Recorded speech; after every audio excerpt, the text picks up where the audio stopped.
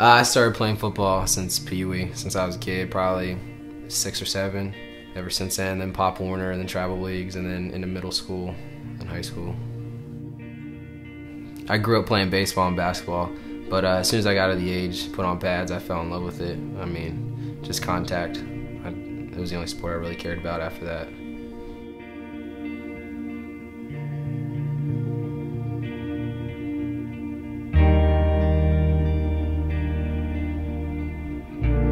What I like about football is just the atmosphere.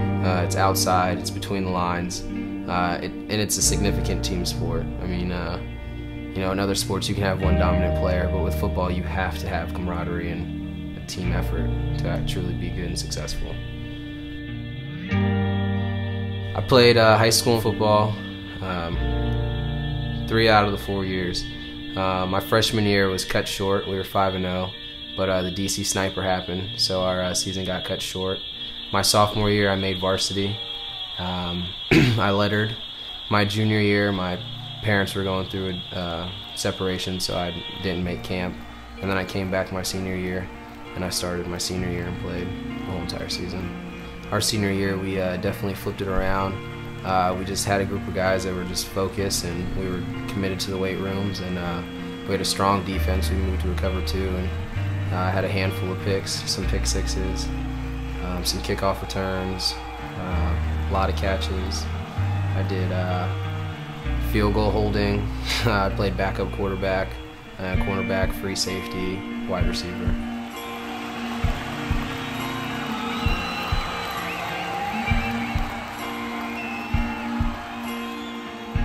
Four days after I graduated, my dad had passed away, so it was kind of like a culture shock of where exactly I needed to go with my life. And I didn't know what was going to happen, so school really wasn't my priority. And so what I did was I just enlisted in the military shortly after, and went off to basic. I joined the Army. At the age of 19, I was shipped off to Iraq, so right after I graduated, I went to basic and right off to war.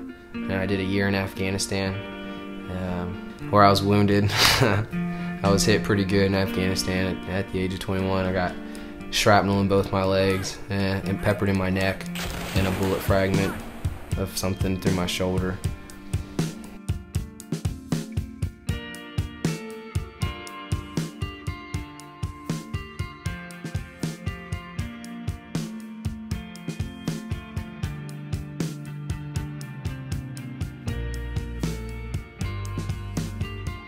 Unconventional workouts actually started when I was in Afghanistan. We didn't have shit out there, you know. We were eating 1 meal a day. We were fighting daily. It came down to it where we were filling up ammo cans and curling them, and I just kind of used that and brought that back, and it was just kind of more of like a centered on me and gravity and balance. That just made me, it made me faster, it made me stronger. I started jumping high, you know, just everything started coming together when I started using my body weight as compared to just lifting. And that's why I'm the only one really doing it in the gym, because I believe in it, and I think that it shows for itself.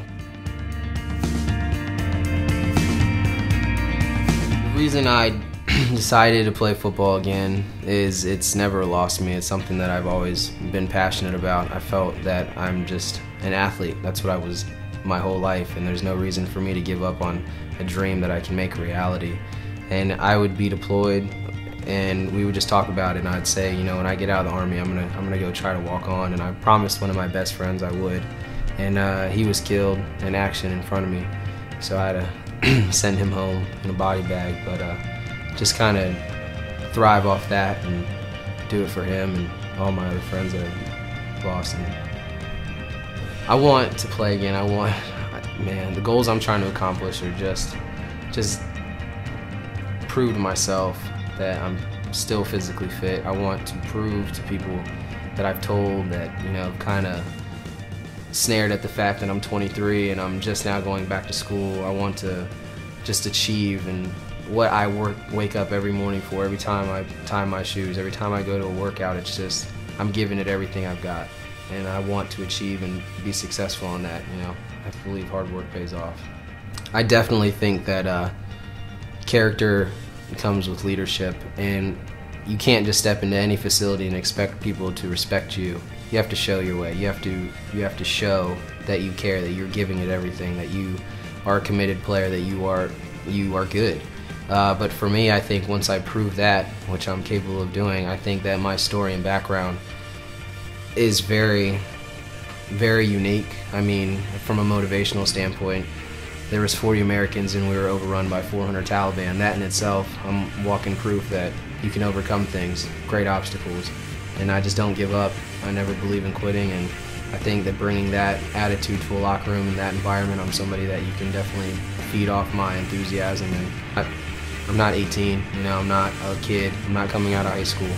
I've been through some worldly events, and it's definitely a maturity factor a barrier that I'm over, and it's not an egotistic way. It's just that when I come into the locker room, if you give me a chance to play in your team, then I'm definitely going to show that I am there to play.